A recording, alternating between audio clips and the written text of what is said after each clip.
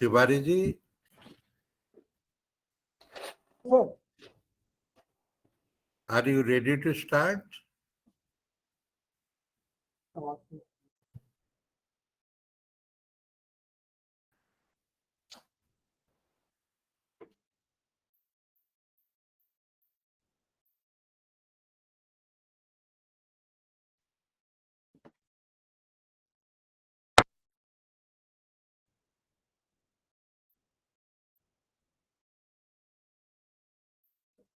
am I audible to all of you? Hello? Hello? Yes, you are. Sir, should we start? Yes. Hello? We can Hello? hear you. Yes. Should we start, sir? Yes. Yes. I can see Dr. Monica. Good morning, sir. Dr. Good morning. Thank Dr. Piyush. Sarin Sam, namaskar. Dr. Piyush Ranjan, namaskar. Dr. Agarwal, namaskar. Good morning, sir. Good Dr. morning, Monica sir. Jain, namaskar. And Dr. Aysan might be joined. Sir, I am very glad to welcome all of you. On behalf of Double Helical, this is my great pleasure to organize webinar on new approaches and innovation in the treatment of liver ailment. As you know, Dr. Shah, Dr. S.K. Sarin, one of the best, he is already Vice Chancellor, Institute of Liver and Biliary Science and best hepatologist, gastroenterologist. And Dr. Piyush Ranjan is a Director, Department of Gastroenterology, Sir Gangaram Hospital. Dr. Monica Jain also Director of Gastroenterology, Sir Balaji Action Hospital, and Dr. S. Swain, one of the best liver surgeon, is our Chairman, Institute of Kidney Transplant, Vedanta City. Now I hand over to Dr. Agarwal to proceed the webinar. Thank you, Tiwari ji. I think before I start, let me share with you Double Helical is a magazine which is perhaps picking up all the fascinating and innovative topics in relation to medical science for last couple of years. And I congratulate Mr. Tiwari and the entire team for doing a wonderful job in conveying important messages to the society. And they have been conducting various webinars, and this webinar is perhaps after a long gap, but the topic which has been chosen by Mr. Tiwari is the new approaches and innovation in the treatment of liver ailment as on today.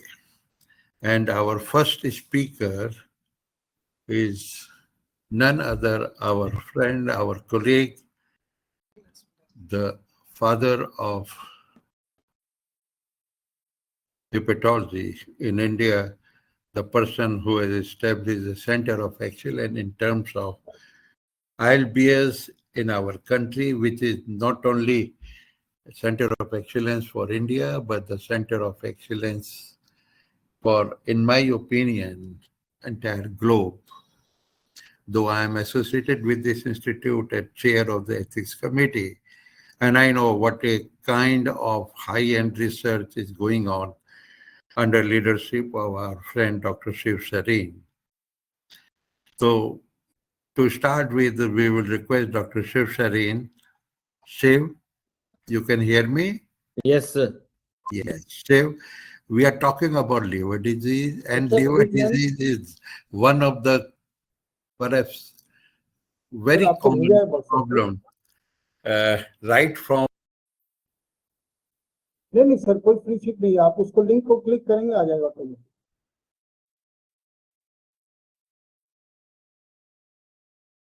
no issues नहीं है yeah okay. So Dr. Shiv, Yes, sir. sorry, I forgot to unmute myself. So I must say that the topic which has been chosen by Mr. Tiwari in consultation with all the experts is new approach and innovation in the treatment of liver ailment. And what I was trying to convey that liver problems right from pediatric to geriatric age group plays a very important role in the health of each one of us. And to to understand that when we think about such a big problem, which is not only a disease, but it's a public health problem. So, Dr. Shiv will like to let us know, as regard the start of liver disease, where does it start? I understand the fatty liver. The fatty liver itself is the beginning of the liver disease, but we'd like to hear from you the your views about fatty liver and subsequently all the elements which are coming in liver and how you feel that in what way we have picked up the newer aspect and innovative aspect. Thank you, sir. I'll like to thank you for moderating. As always, you had been our dean and now also chair ethics and also the double helix. And I would like to thank Dr. Amresh and all my colleagues for allowing me to speak. I'll, sir, first start with the alcohol and then I'll come to fatty liver, if you permit. Very Because today we are seeing close to 50% of the admissions at ILBS due to alcohol. And I would like to give you the new areas right away. We used to see earlier people in the fourth and fifth decade. Now we see people in the third and fourth decade, meaning 23, 25, and going up to 35 is the youngest. Two, we are seeing people with comorbidities, alcoholic liver disease, with obesity or diabetes or drug induced injury, which is very common. Third, people who come have more severe disease, then they have drunk for a smaller number of years and have more complications. So, in one line, we are seeing alcohol associated severe hepatitis, jaundice at a younger age in people who have drunk less and they are obese, and they very often require transplant or renal dialysis or support. So this change has occurred, and also we are seeing a lot of alcohol disease in the females. So this change is worrisome, and this change needs to be at the whole of society approach. Now, as far as what the physicians, I know this is meant for physicians, not for general public, they should not do. First, a patient who comes to the emergency room should not be, even if he has pain, do not give NSAIDs, do not give paracetamol in high dose. Give half the required dose of paracetamol and avoid NSAIDs. Do not do a CT scan or a contrast study in emergency area because the kidneys may get bad very early. Third, patients with alcohol liver disease may have bleeding tendency, coagulopathy, and therefore do not do assessment like putting a needle for acetic tap or other investigations unless you have assessed the coagulation status of the patient. These patients are also likely to bleed from varices.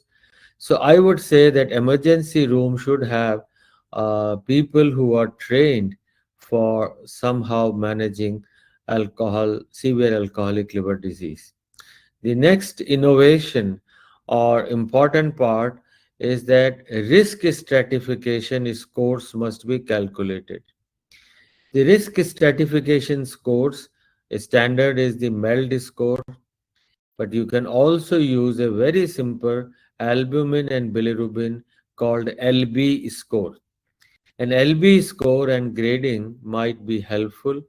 We all used to do, and still I practice, is what is called as DF, discriminant function, Maddrey's discriminant function.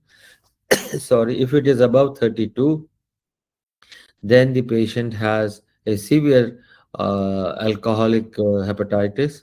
So we need to do in emergency or early admission in the ward risk stratification by MELD DF, or by LB score.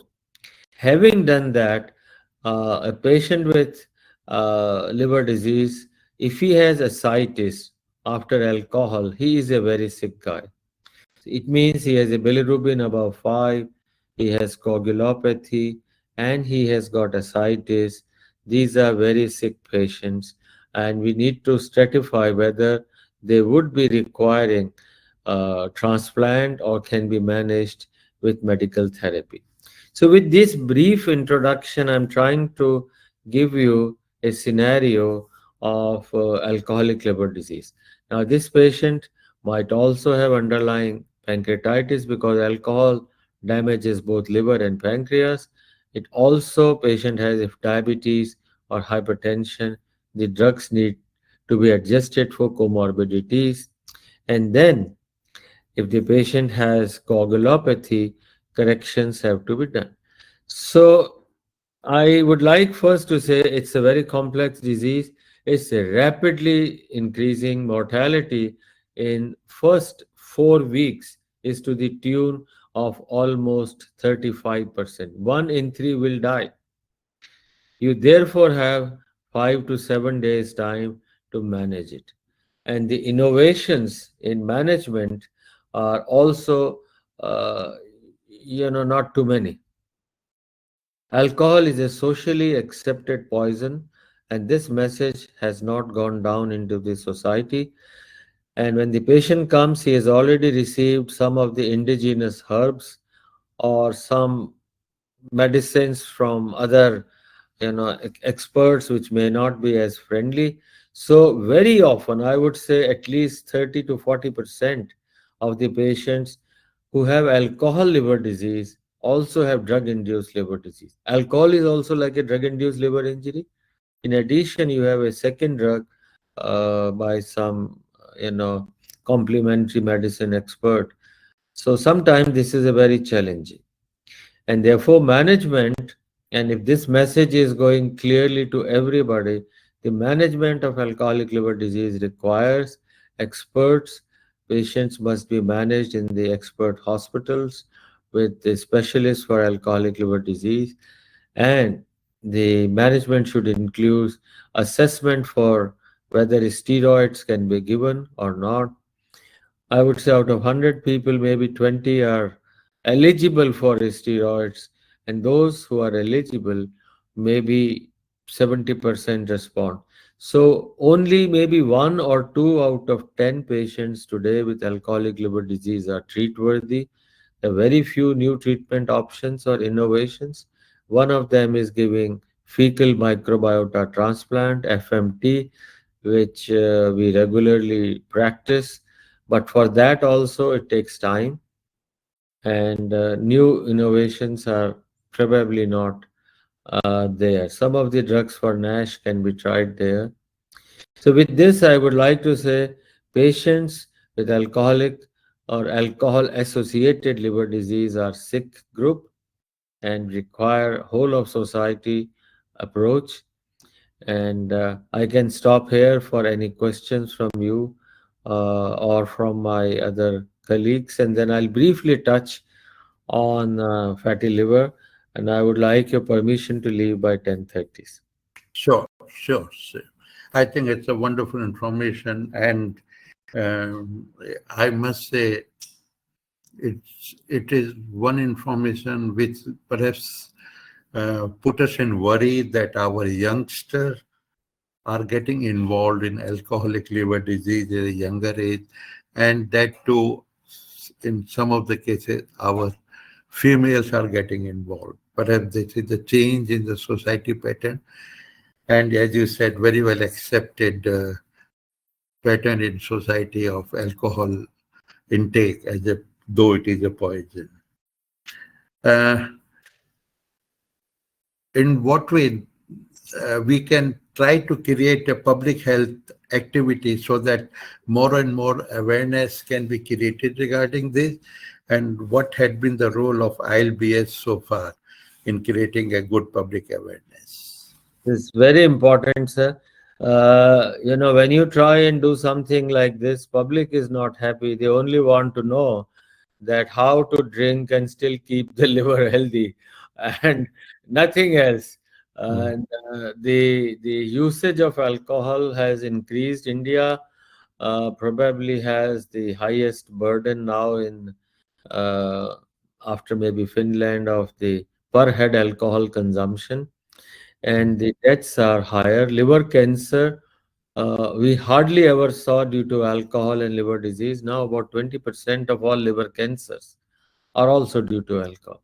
Now, ILBA started a campaign with Shri Kailash Satyarthi last year called Play Safe. How to keep your young people with alcohol and awareness. One thing I have learned and I want to share, every time a patient has come with liver disease due to alcohol and jaundice, and I ask him, did you know that you were jaundiced and you were asked not to drink? He says, nobody. I had jaundice and I continued to drink till the family took me to the doctor. First, the jaundice is detected late, and second, they are not aware that alcohol can cause jaundice. They know alcohol is bad for liver, but not it causes jaundice. A So huge public gap is there, and we need to cover it. Maybe through this magazine, we should say that stages of alcohol, fatty liver to hepatitis to end stage liver disease. That people don't know it. I think this is very important that not only the public, that means people who are suffering with jaundice, even they have not been told. That means our group of general practitioners who are perhaps treating the jaundice as the first contact person, they should also be made aware of it. And they are not aware of the medications and the role of nutrition. Many a time there is a myth that if you have alcohol but you have a lot of high calorie rich food, you can be protected. No, that's not correct. That also drinking in our place is very rapid, and 100% of the alcohol is absorbed from stomach, metabolized by liver, and causes injury within 30 minutes, even earlier. 15 minutes, the alcohol gets absorbed from the stomach.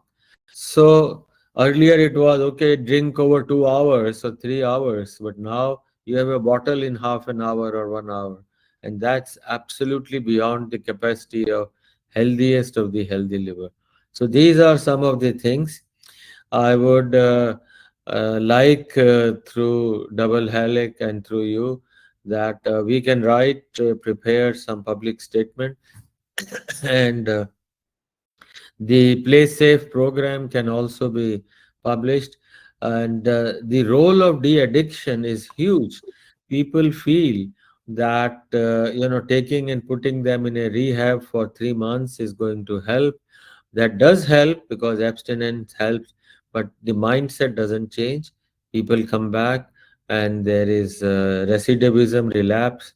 So we need a mindset change, and society should not consider the person as a guilty and support him rather than kind of discriminate or stigmatize him. So whole of society approach is required, sir. I'll Shiv, brief. a quick question. Yes, sir. Uh, the type of alcohol, the alcohol perhaps more available in our rural area, which is called Deshi Sharab, versus other varieties. Do you find there is a difference as regard creating impact? Yeah, very good question. I missed it, sir. And the type of alcohol has a bearing, because if alcohol is prepared indigenously, many a times there are some, I would say, toxins or adulterants added. There is no quality control. Very often metals are added to give a kick. Some other things are added. So one is toxicities, uh, adulterants added, so which can create. Second, there is a myth that the alcohol produced is not so highly distilled, so it is not concentrated. It is not correct. They easily achieve 18% to 24% per 100 gram of the alcohol concentration is quite high. Therefore, I don't think there is a much difference. But yes, the people who are poor sometimes also use a different type of toxic alcohol, not ethyl but methyl alcohol, and you hear these deaths sometimes. All The other thing is, very often I said, you ask a guy, he says, I don't drink alcohol, I just take beer. So it's a myth that beer is not alcohol. Beer also has 8% to 14%, and some of the Indian brands have much higher concentration. So what we must know, that a can of beer is, let's say, 300 ml, and it has 8% or 10%, let's say, so it will have 30 grams of alcohol. So 10% means of 100 ml, 10 gram is alcohol, absolute alcohol. So 300 ml would give 30 grams. And if you take wine, which also people say, oh, wine, nothing happens, but you have 10% wine. But people drink a bottle of wine, which is 700 ml. So 700 ml, 20 grams. 10% will give 70 grams of alcohol. And a normal peg is 20 grams, unless it is Patiala peg. So 20 grams of alcohol is a peg. Many countries have 12 grams now as peg. But 20 grams, and you have taken a bottle of wine, which is like 3.5 peg. So it's not only the type, it's the amount of alcohol, absolute alcohol, which matters, and the duration. People drink 7 days a week, which is bad. So I would probably cover only today alcohol part. I would like to add some of the important things which people can remember, and general public. One is that anybody who has already got diabetes or already has obesity, already has fatty liver, for them alcohol is worse. The reason is alcohol also causes fatty liver, and if you already have diabetes, it means you have fatty liver. If you have obesity, you have fatty liver, or you already have fatty liver, then it is like Karela or Neem Chada. It is double injury to the liver, and it should not be. These such group of people. Then in elderly people, the capacity to metabolize alcohol goes down, and people who are using polypharmacy, like they're using insulin, they are using metformin or any such drug, even statins, should be careful of using alcohol. And also, if somebody who has alcohol and has fever, avoid giving more than 3 or 4 paracetamol in a day. Anything above 3 or 4 can be extremely dangerous, because alcohol users, the liver has low glutathione. Glutathione is one which metabolizes paracetamol. So low glutathione in a liver patient with alcohol makes same amount of paracetamol much higher, and it is not cleared. Liver injury can be very severe in such patients. So my summary part of this would be that more and more awareness, efforts, expertise for assessing liver disease. And liver transplant is, and I see Avi joining now, liver transplant for alcohol is something which is somewhat changing nowadays, but it's not a run of the mill thing. You have a patient who has a need for, he will not survive 30 days. Would you offer him a liver transplant? Well, yes, sometimes it's a life saving, the only method available. But the onus lies on the physician, the surgeon, and the team, whether this person really would benefit and will not get back to drinking. Maybe 1 in 10, 2 in 10 get back to drinking.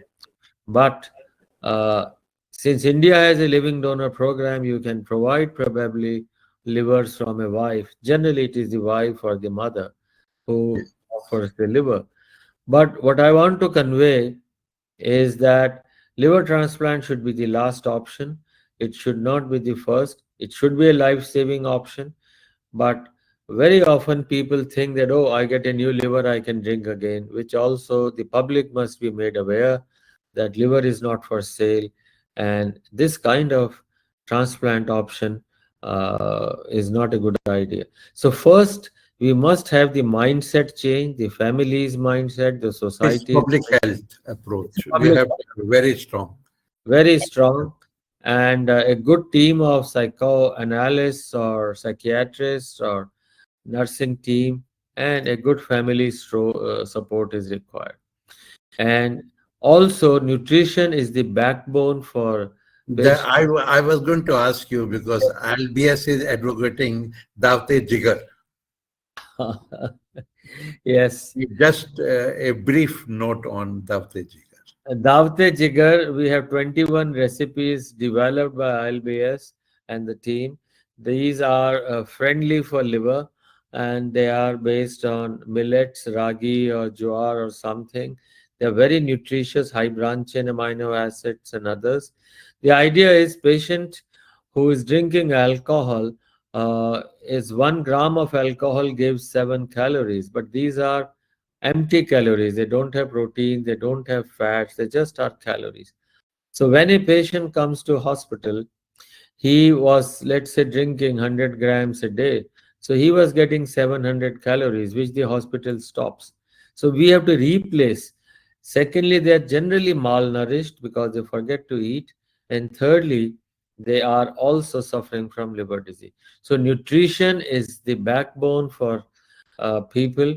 There was a very famous study. All patients with alcohol liver disease who were having 3,000 calories per day. This is famous study of VA 1995, that all those who received 3,000 calories survived.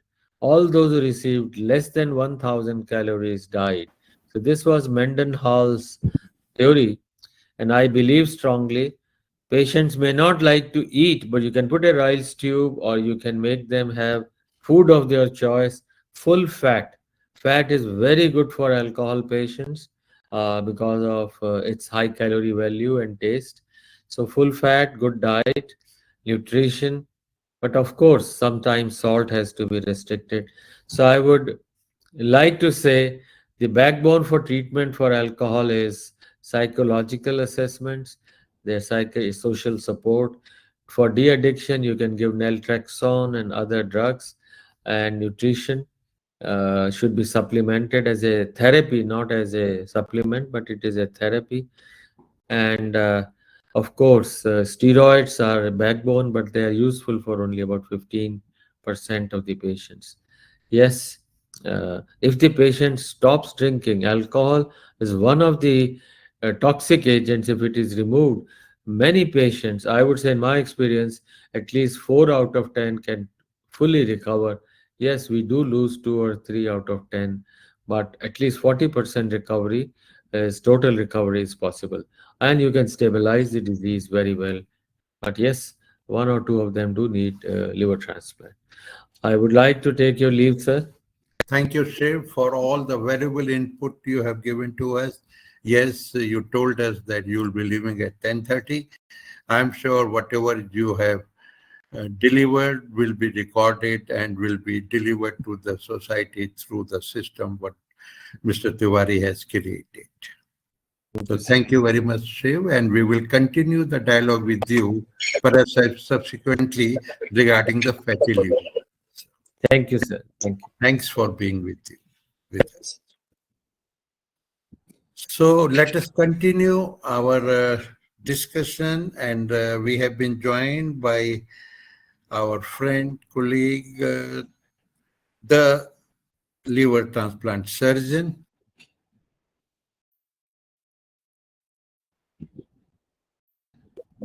Hello. Sorry. I'm Dr. Soin. Is it time for me to start? Hello. Is it time for me to start?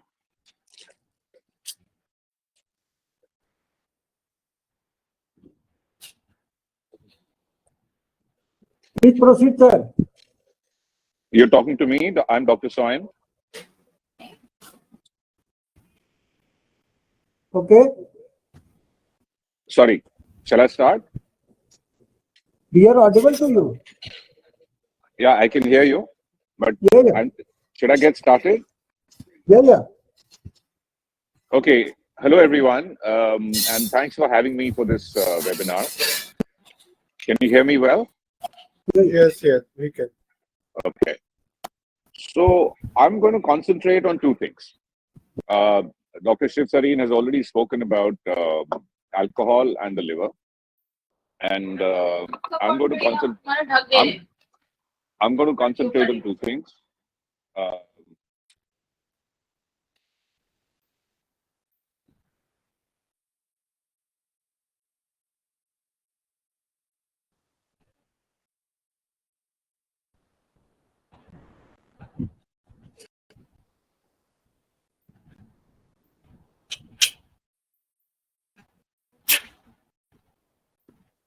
So I'm going to talk about two things today. One is liver cancer, and the other is a little bit about liver transplant and the newer approaches in liver transplantation. I'm just going to speak for about 10 to 15 minutes, and then I'll be happy to take any questions. I'm not sure how you're planning this, whether the questions will be at the end, but I think they should be after I finish, but it can also be after the other participants finish. But it'll be better after I finish. So now, liver cancer. Liver cancer is obviously the C word is a big word. Everybody gets shocked with any kind of cancer. But liver cancer is pretty unique in many ways. First of all, depending on the country, it's the third to sixth largest killer in the whole world in cancer. Hello? Deepak. Morning. अरे वो सुना ही नहीं तुम्हारा आपको phone मैंने उसमें बजा ही नहीं वो या तो कुछ वॉल्यूम गड़बड़ होगा उसके तो हाँ ये अभी मैं चीज से फ्री हो जाऊं तो फिर देख लेते हैं या तो आता ना या तो मेरे ख्याल से ऐसा कर लो लंच के बाद ले लो शाम को ले लो कोई भी टाइम चलेगा Sorry, I'm waiting for the gentleman to finish his call. दिखा रहा हूँ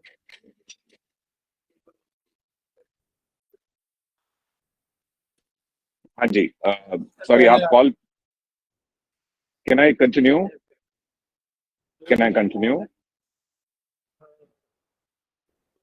अभी मैं इसमें फोन करता हूँ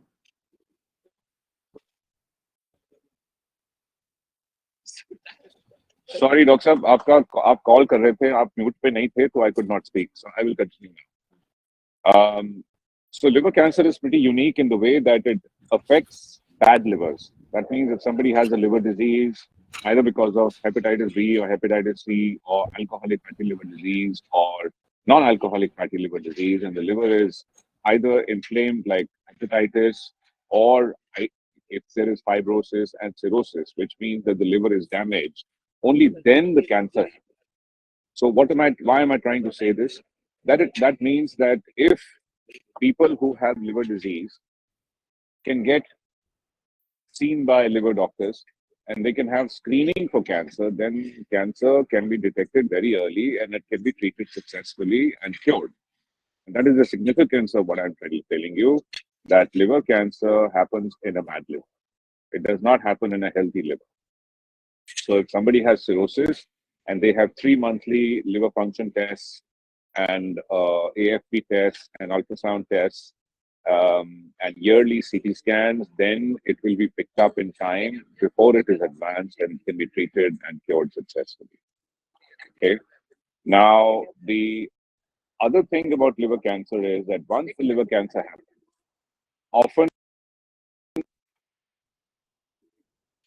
oftentimes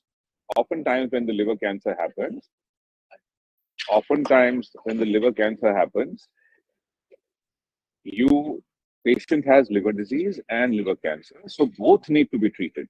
You can't treat the liver cancer in isolation. So if patient has a uh, let's say a failing liver or a chronic liver disease or cirrhosis and a cancer in it, then your treatment has to take care of both the cirrhosis as well as the cancer, because if you only treat the cancer, then the cancer will come back, because the reason why the cancer developed was chronic liver.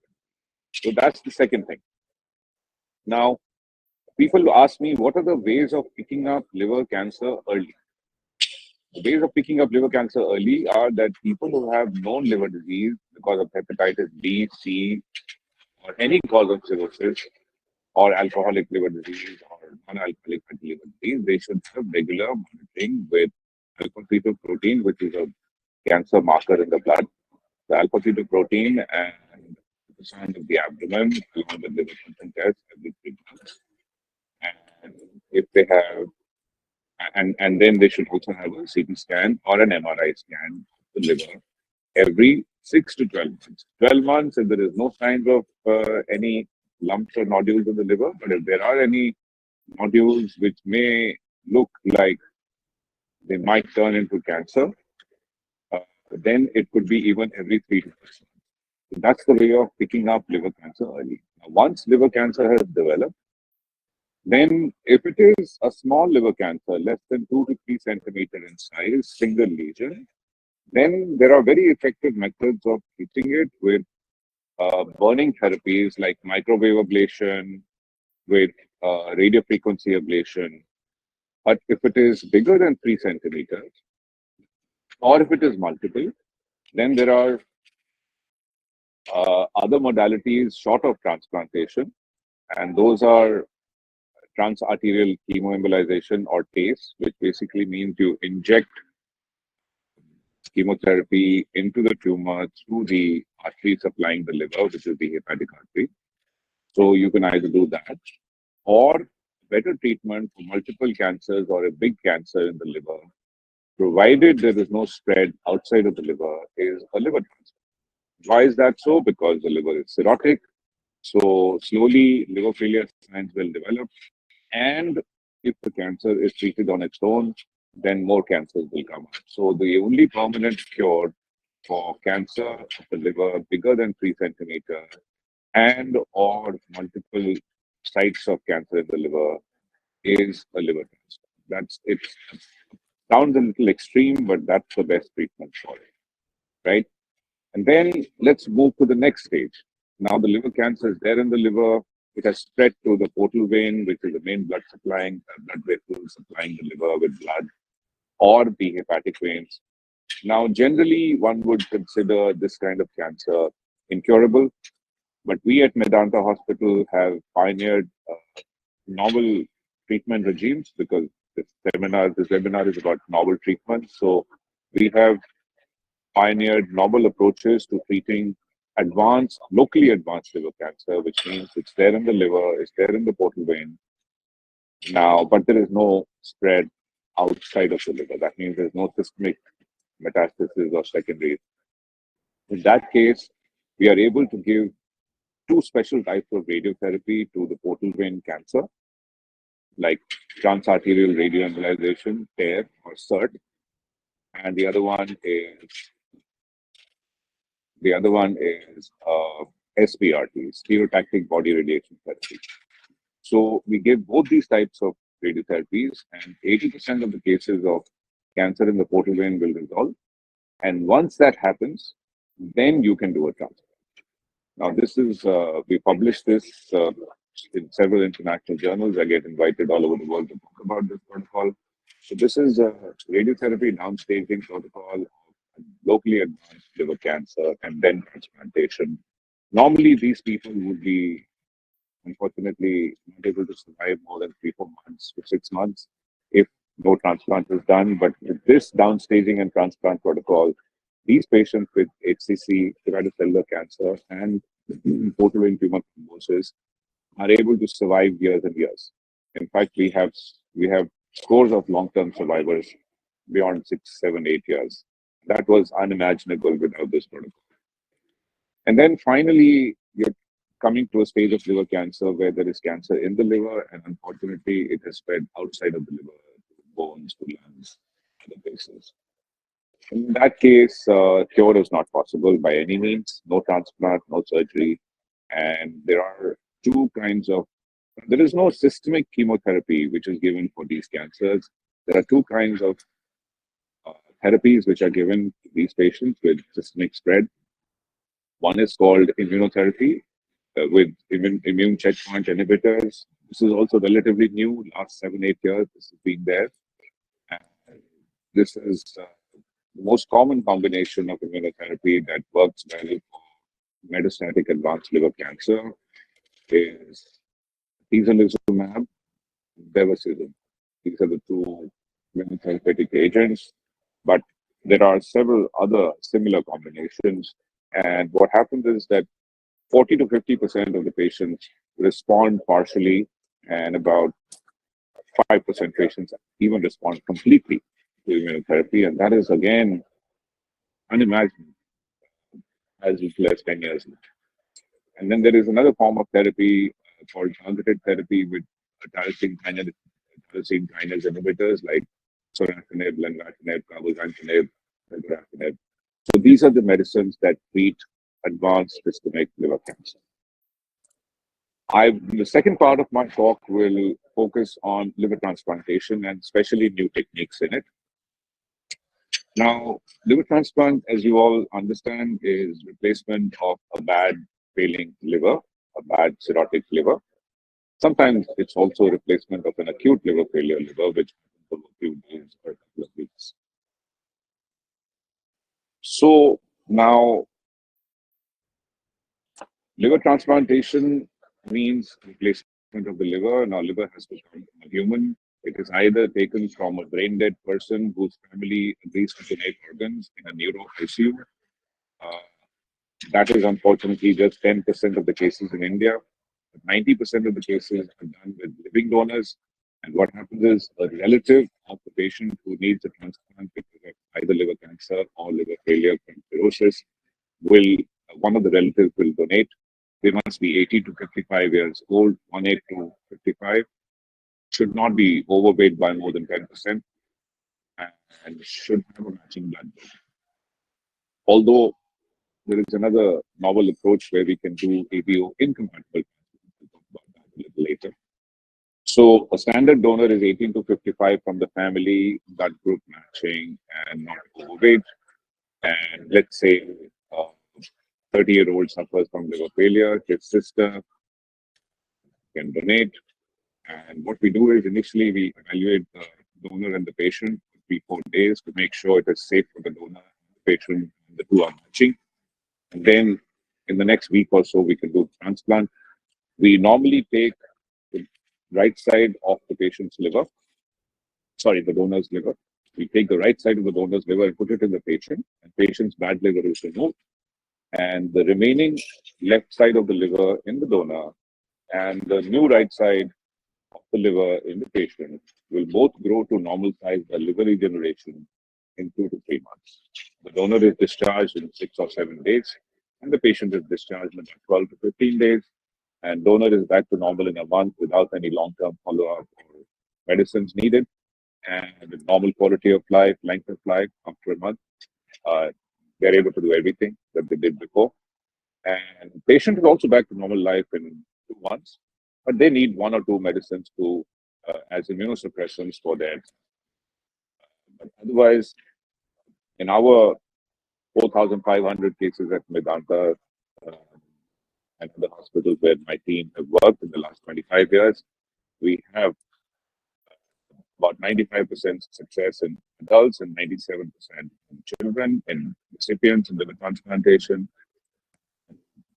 Donors, touch wood, they all do well. So the safety of the donor surgery is 99.99%. As much safety as we all have when we are crossing the road, sitting and driving a car, everyday activity. So donation is safe.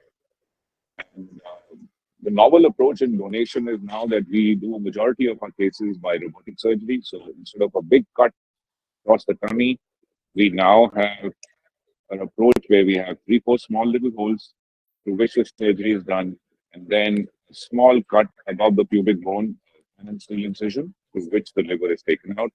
So this is an amazing approach because 70% of my liver donors have robotic surgery nowadays. It's less painful, the recovery is faster, they get discharged by day 4 or 5. And the most important thing is there is no big cut across here. And that is gone. So no big cuts for donor surgery now, which are visible. There's a small cut in the suprapubic region. We are the ones who pioneered this 10 or 11 years ago in India, and now we are one of the world's top 3 centers doing this, robotic live donor surgery. So the other important developments in liver transplantation I want to share are something called exchange or swap transplantation, which also we were pioneers in about 17, 18 years ago in India. Now we have a large series of swap transplants, which means that there is a patient whose blood group is A and the donor's blood group is B. There is another family with the opposite problem, that the patient is B and the donor is A. We will operate on all 4 patients at the same time, on the same day in 4 operating rooms, and take the B liver from the donor in family 2 and give it to the B recipient in family 1, and do the opposite with the A donor in family 1 and give it to the recipient in family 2, whose blood group is A. So the livers are exchanged, and both the recipients get matching blood group livers. So that's called swap transplantation. That's legal, that's equally successful, no difference in cost. So this is a solution we provide our patients whose donors are not blood group matched. The other solution for these patients is a new protocol that we have developed. Again, it's not very new. I mean, it's about 10, 12 years old. That's ABO incompatible transplantation, but new in the context of surgery and liver transplantation, which exists for many decades. So what we do is, if I'm blood group O and my donor in the family is blood group B, then I am given immunomodulation for 1 month, which means anti-B antibodies are prevented from being formed by giving anti-CD20 antibody rituximab. Rituximab blocks the formation of antibodies by plasma cells. It also blocks the B cells. So those antibodies are not made against the blood group B. And the existing antibodies against blood group B are washed out by plasmapheresis. So all this takes about 3 to 4 weeks. And so by this immunomodulation protocol, I can actually successfully receive blood group B liver. Okay, so that's called ABO incompatible transplantation. Again, it's very, very successful. Now across the world, it is done in liver and kidney transplantation. The other development that I want to inform you about is something called dual lobe transplantation. So what happens is that sometimes the recipient is very big, like 110, 120 kilos. Let's say it's a 120 kilo gentleman, who's 40 years old, and his wife, his sister, his brother may be much smaller in build. They may be 60, 70 kilos. So half their liver individually will not be sufficient for him. So what we do is we take 2 donors, take 1 half from each of the donors, and put both the halves into that gentleman who is 120 kilos. So this is called dual lobe, which means 2 donors donate the liver each and make up the liver volume that the person needs. So there are obviously there are bloodless liver transplants. There are several developments that we have actually pioneered over the last 15, 20 years. I've been doing transplants in India since the last 25 years, since 1998. So I've shared some of the newer approaches in liver transplantation. We're very happy to take any questions now. Thanks for having me and inviting me.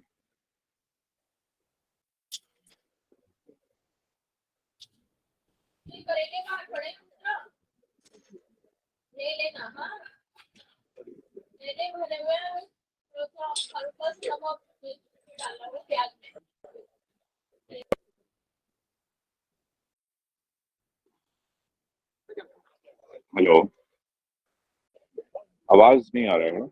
Sorry, can I? Dr. Gowal, please. Yeah, are there any questions? Sorry. Hello. Yeah. If there are any Dr. Gowal, questions, please. I'm very happy to answer any questions. May I raise a question, Dr. Swain? Sorry. May I raise a question?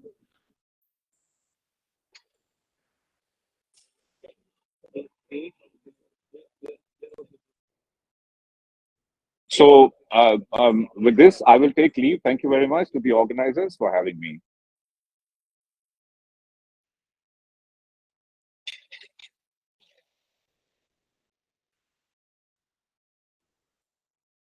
I can't hear you. I can't hear anyone. Dr. Gowal, please.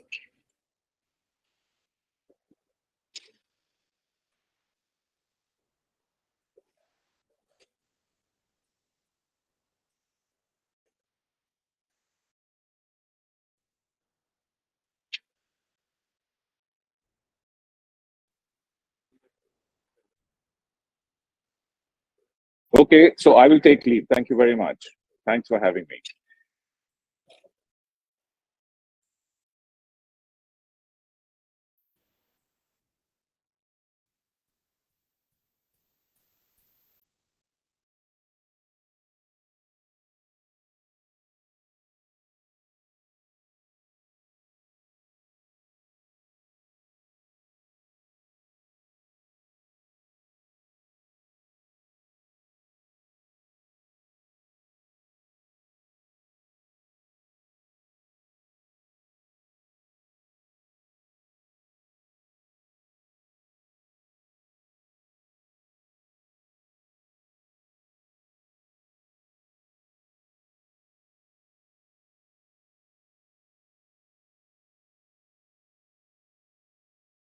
आवाज आ रही है Tiwari ji?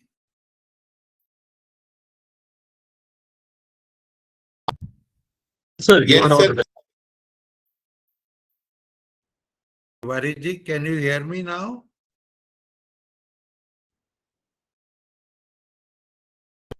Yes, sir, we can hear you. I think in between I got disconnected.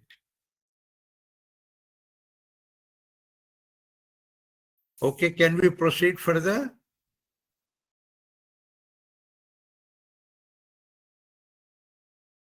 We invite our colleague, Dr. Piyush Ranjan. Dr. Piyush, can you hear me? Yes, sir. Thank you. Thank you, Piyush.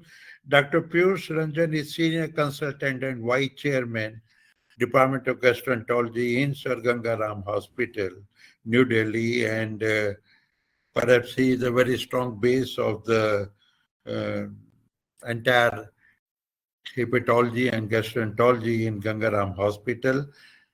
He is perhaps having a lot of interest in interventional gastroenterology.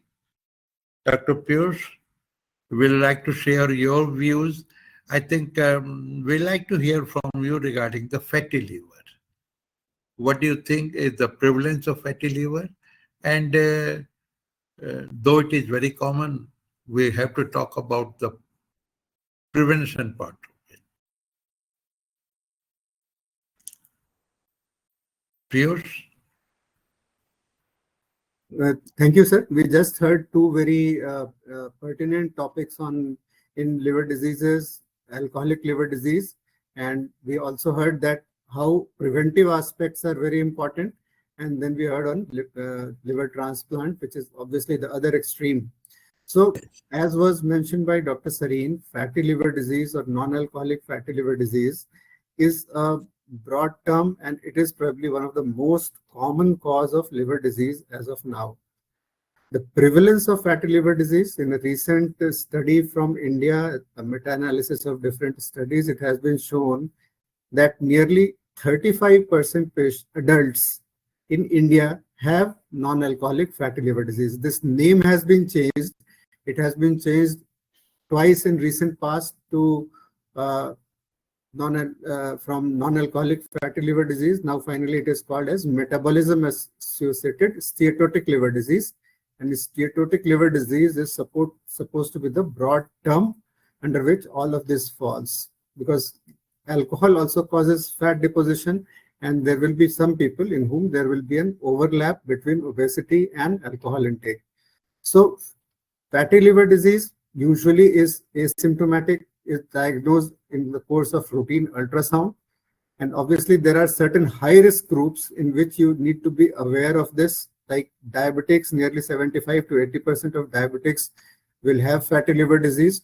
Obesity, the prevalence of obesity in our society is nearly 20%, the recent national health data which shows this.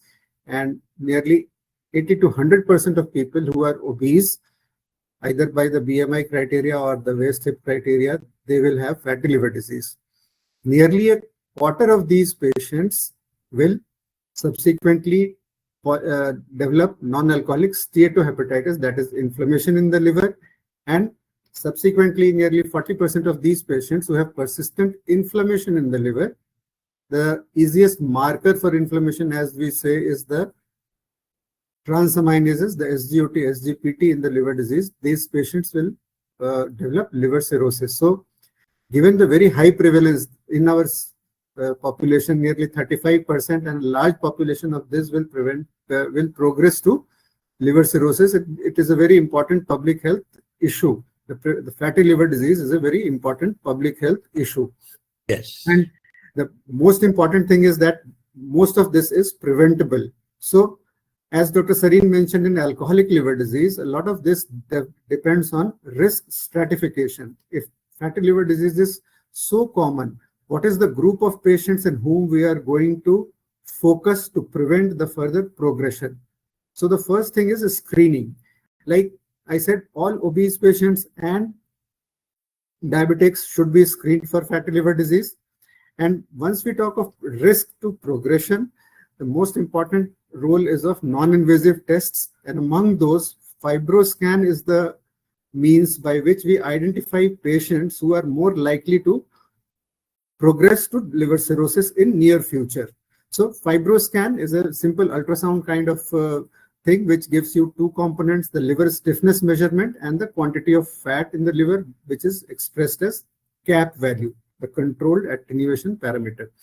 And if a patient's FibroScan value, the LSM value, is more than 8.2, he has at least F2 fibrosis, which is on the way of, which is known as significant fibrosis, and has a risk to develop cirrhosis in future. Say 10 to 20% of these patients in next 5 years can develop liver cirrhosis. So these patients need to be followed very carefully. And apart from FibroScan, there are other non-invasive simple tests like FIB4, which can be calculated from simple parameters and can help us in stratifying these patients. So having identified these patients, having identified high-risk patients, one of the most important thing which is there to, how do we treat them? All these patients receive a lot of hepatoprotective drugs like ursodeoxycholic acid and many antioxidants, and unfortunately, none of them work. There is no scientific evidence that these agents do any good to these patients other than making them spend their money. So the cornerstone of the treatment is treating the basic cause. So if a person is diabetic, you need to control the diabetes. And then there are certain drugs in the anti-diabetics agents which are especially helpful for fatty liver disease. Like we know that GLP-1 agonists, again for our physician colleagues, GLP-1 agonists, if a patient has got significant fatty liver disease, he can be shifted to those drugs and he can benefit both in diabetes and fatty liver disease. So the anti-diabetic drugs have to be chosen there very carefully. And dietary control and exercise, this remains the cornerstone of the management. Patients need to lose weight. And there, apart from dietary control, exercise, there are, in people who are unable to do this, there are a lot of endoscopic innovations apart from bariatric surgery which can help you lose weight, like gastric balloon placement and other endoscopic restrictive therapies which can be short of surgery. But the upcoming new drugs like GLP-1 agonists, which I mentioned, drugs like semaglutide, tirzepatide, they are very good drugs for weight loss also. So these can be incorporated in treatment regimes, but these patients need to be picked up very selectively and carefully for this. So in fatty liver disease, to summarize, I would say that these are a 30 to 40% prevalence is a huge number. These patients need to be screened carefully. Diabetes and obesity, these are the two most important culprits. Sedentary lifestyle and all these things have contributed. Proportion of these patients consume a large amount of alcohol also, so they will have a double reason for having fatty liver disease and a faster progression. Risk stratification, non-invasive tests like FibroScan and FIB4, they are very important. And then subsequently in treatment, we have many new agents. If we talk of other agents of treatment, vitamin E has been a cornerstone of treatment. A new drug, resmetirom, has received US FDA approval, and I'm sure within some time it will be available in India. But drug therapy is reserved for a limited number of these patients, and diet and lifestyle changes are very important for preventing further progression of liver disease. Thank you, Alok. I think, thank you, Dr. Ranjan. After listening to you regarding the fatty liver disease and how it can, if not taken care of, there may be a few questions, but before that, I would like to invite our colleague, Dr. Monica Jain, who is presently the Director, Department of Gastroenterology in Balaji Action Hospital, and she is from Maulana Azad. That is my institution. She had been the faculty in GB Pant, and I think she is the first woman gastroenterologist from Delhi University. That is a great credit to you, Monica. And your interest is there in therapeutic endoscopy. And Monica, can you hear me? Monica? Monica?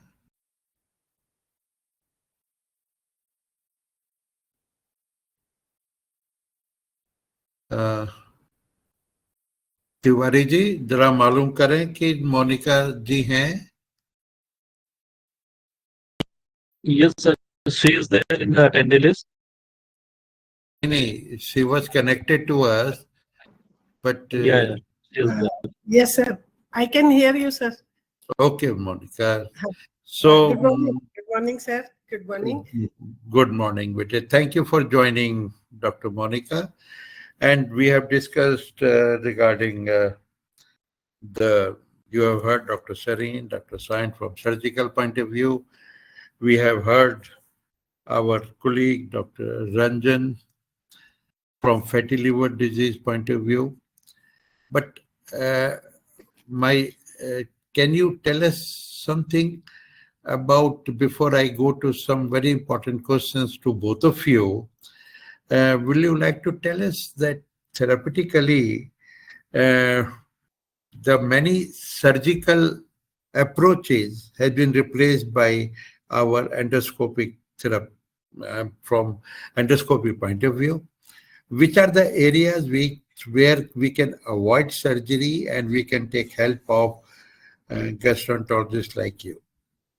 Thank you, sir, for the opportunity. Thank you, Double Helical, for giving me this platform. The topic is being covered extensively by Dr. Sareen and Dr. Soin. Part of that is covered by Dr. Piyush, my colleague. I think the area which I have to cover, this is the therapeutic endoscopy, how we can help these patients. So I would like to go from the basic that the liver is just like engine to our body. Just like engine to a car, liver is just like that. We need to take care of that. How we can make it bad. Alcohol is one, hepatitis B and C is one.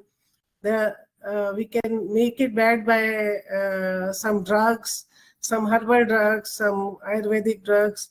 These are the Then comes the fatty liver, which part has been covered by Dr. Piyush. The preventive aspect of liver disease has been covered by Dr. Sareen to a part by avoiding alcohol, to take care of diabetes and obesity by Dr. Piyush. Now I am coming to a part when patient has already developed liver disease. How the patient they present to us and how we can help them out in by therapeutic endoscopy. One of the main important problem which comes in the patients with liver disease is GI bleed. They come with a blood vomiting, and in the past, the main treatment to this was through surgery or some surgical intervention. Now we have lot of endoscopic modalities in which we can take care of these problems. Like if the patient is having esophageal varices, there are certain veins which are formed inside the esophagus or stomach, which can be tackled easily by bending or by glue therapy or by EUS guided coil and glue embolization. These are the new innovations which have come up in last few years, in which the gastric varices, which used to be a difficult situation, bleed from gastric varices used to be a difficult problem with us. That was many a time tackled by surgeons in the way they used to do shunt surgery. The prognosis used to be bad, but now we can take care of it by endoscopy means. This has made the life of these patients in much simpler way, and we can take care of these patients without surgery. We can block these veins through endoscopic means. One of the newer thing which has come up is intervention radiology, which has become a part of our armamentarium, in which some of the areas where we are unable to, or if we fail, then we can take care, we can take the help of IR people. The second important part where surgery is being taken somewhat by physician is the endoscopic ultrasound, which has come up and has given us lot of new things. This is now called a new field in hepatology, which is known as endohepatology, in which we by endoscopic ultrasound, this is basically one-stop sort of shop for the patient with liver disease. The patient is coming for upper GI endoscopy. We want to do a liver biopsy, and in the same setting, we can pass a endoscopic ultrasound. We can take a EUS guided liver biopsy. In the same time, if we want, we can put a probe inside the portal vein. We can measure the portal pressure, and many more new things are coming up which we can do through endoscopic ultrasound therapy. Then one of the next new thing which has come up in liver disease is, I think it will be a big thing, is use of artificial intelligence, in which we have AI based some of the protocols which can help us in, you can say, diagnosing the problems, in some of the therapeutics also, that these protocols can help us. We have convolutional neural network which can help us in making histological review better, in assessing the patient, how good they can be managed. Then one of the areas which Dr. Soin has touched, that was the hepatocellular carcinoma, which normally is done by percutaneous route. Now we have EUS guided procedures in which the radio frequency ablation and these microwave ablations, they can be done EUS guided. So this is a much simpler way of burning those small tumors through EUS way, rather than doing percutaneous. The side effects and the outcome may be as good as done by IR people. One of the procedure is known as TIPS, which is used to control ascites, intractable ascites. Now we are in a way developing the techniques to do these TIPS procedure through EUS guided. We can measure the pressure, we can put these types of stents which are placed inside this. Another important thing which has come up is in a GI bleed management. Esophageal bleeds sometimes are so intractable that they used to go for surgery. Now we have stents, esophageal self-expandable metallic stents, LR-Davis stents, which can be placed inside the esophagus endoscopically, and we can compress the vessels for the time being till the patient is getting better. The coagulation profiles we improve, and rest of the things we make it better, and then we can save the patients endoscopically. So there is a large area, sir, in which we can help these patients endoscopically. But all these areas are therapeutic, not preventive. The crux lies in prevention. We must prevent the patient alcohol. Dr. Sareen has said hepatitis B. We must vaccinate everybody for hepatitis B. For C, we must screen and treat, because we have very, very good drugs which can almost cure hepatitis C. For drugs, I say we must educate people that they should not take any drug anyway. We have a lot of patients who are taking gym products, so many gym products, and they're coming with liver problem. So many herbal medications taken on the counter, they are coming with liver problems. Many patients, whenever they take medication for some other problem, say for diabetes, they are taking some medications, some other pathies, and they come with a liver problem. So these things have to be told, that we should have a formulation, especially for the gym products, because the youngsters are taking them right and left. We must have some educating body or some course for these gym instructors. We have studies for MBBS, we have studies for engineering, but we don't have any curriculum which can guide these gym instructors, that how to guide these children. Our family children everybody is facing this problem. The children are going to gyms, they are taking so many products. Some of them I know, but they don't tell the parents, and gym instructors are also not telling. So these are the areas which need some sort of regulation from the central area, that some course should be started for these gym instructors. Then rest of the things I think have been covered. Preventive part, the needles, that has been taken care a lot. This awareness has come that needles has to be, the reuse of needles has to be washed, and disposable needles should be used. One area which I want to say, today there is fashion of tattooing which has come up. The people, they get tattoos everywhere on the body. Then these tattoos are made by people who are not aware of that they can transmit B, C, HIV. So these things also need some regulation, sir. Blood transfusion. Thank you, Monica. Thank you, sir.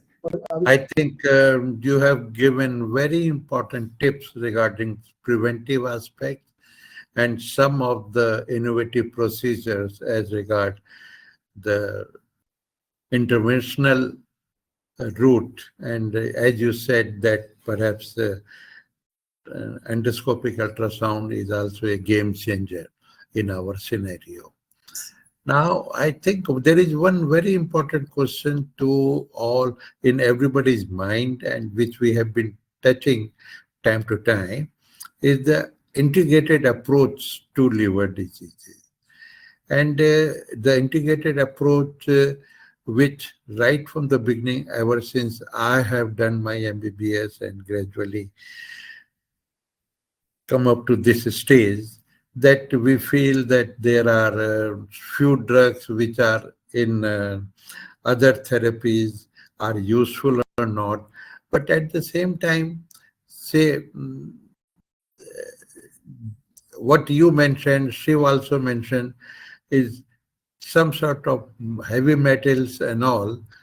Do you think if normally people are going to any other therapy, what sort of drugs they are taking? Are they taking some heavy metals? Alok, you can also please pitch in. Sorry, Piyush. Piyush? Piyush, you want to answer? Yeah. So, sir, this herbal induced liver injury, there has been some work from India, few centers, one center in Cochin, and they have coined a new term like drug induced liver disease is acronymed as DILI. So this is herbal medicine induced liver injury, which is named as HILI. And they have profiled this entire drug. So, you know, especially during COVID, this was this fashion of taking a lot of these indigenous drugs, and many people came with liver involvement at that time. And as Monica ma'am mentioned, gym supplements, they are one thing which need to be regulated. But this characterization of these indigenous as CAMs, as they are known as complementary and alternative medicine, a lot of characterization has been done in terms of chemical composition of these drugs, and they have been identified, and there are very good articles available on it. You can just look at the composition of a drug and then find out what this is. So heavy metal is probably coming down, but a lot of other things. I mean, the thing is that what I feel that hepatotoxicity is a part of many drugs which we use, like anti-tubercular medicine, like anti-epileptic medicine. But the thing is that from the other side, from the herbal medicines, we do not know, number one, what is the composition and what is their actual metabolism, whether they will affect liver or not. So some of them may affect in less amount, but there might be some medicines which may affect more. So this awareness needs to be created that these medicines should be taken with caution, preferably should not be taken. And I think according to all the pharmaceutical workup now in herbal medicine also, lot of work has been undertaken, and what you mentioned about its composition, its impact has been studied. And institute like All India Institute of Ayurveda and all, which is there in Sarita Vihar, New Delhi, they are doing a wonderful job, and they are trying their best to perhaps find out which are the drugs which are harmful, which are not harmful. Yes. So a good combination of dialogue between us and them is very important. That is very important. Definitely. Because we always say that right from the pediatric age group where the liver problem was there and other Ayurvedic combinations were prescribed, and they have been prescribed for years together, and some of them are beneficiary. So we must try to understand their strength also. Absolutely. So, and Absolutely. what Dr. Monica ma'am mentioned is, I mean, that preventive aspect in liver diseases is one thing which is very, very overlooked. People talk about preventive cardiac checkup, people talk about preventive kidney checkup, but liver is an organ where, as ma'am mentioned, Dr. Sareen also had mentioned that prevention is much better than cure here. You control your alcohol intake, you control your obesity, control your diet, get vaccinated for hepatitis B, hepatitis A is even available, and that takes care of, and avoid complementary medicine, that takes care of probably 50 to 60% of the liver diseases which you are likely to develop in your lifetime. That's right. So we are already overshooting the time. Yes, sir. Tiwari ji, I think before I hand it over to you, I will like to convey my thanks to our friend Dr. Shiv Sareen, Dr. Soin, Dr. Monica, and Piyush for contributing so much knowledge for this important, which is, I feel, is not only a problem for our medical fraternity. It's a very important public health problem. As Monica said, that we got to create a very forceful public health program. Of course, something like hepatitis B vaccination, which is going on and all, but everything has to be enhanced. Monica, I especially liked your suggestion for perhaps making our gym instructors aware of certain things. And of course, not only from your point of view, I being ENT surgeon will like to make them aware that whatever the headphone they are using during the gym is also very harmful to them, to their ears. Definitely. So thank you for giving me idea, and I'm sure through various sources we will try to create something for them also. So again, thanking my all panelists, and back to you, Tiwariji, for your final comments.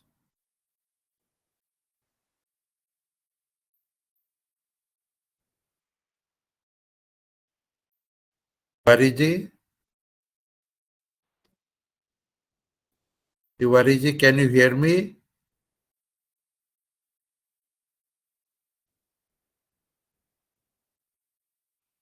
So there may be some technological problems. He is not able to hear, or